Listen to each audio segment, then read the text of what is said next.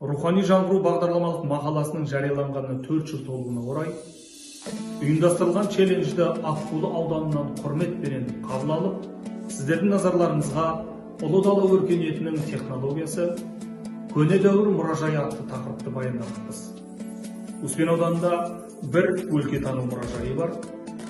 Қазіргі менен өткен дәуірдің экспонаттарын сабақтасып отырған мұражайымызды біз ағымдағы жылы жөндеуден өткізіп, заманауи технологиялармен жабдықталған мұражайды келген көрермендерге паш етпекпіз. Осы жұмыс барысында Қызылорда облысы Жаңақорған ауданының қызметкерлерімен, мәдени қызметкерлерімен бірлесе отырып, археологиялық қазбалар жөнінде, мұражайлық қызмет жөнінде, мәдениет саласындағы бірлескен меморандумға, тәжірибе алмасу меморандумына қол қойылып келді.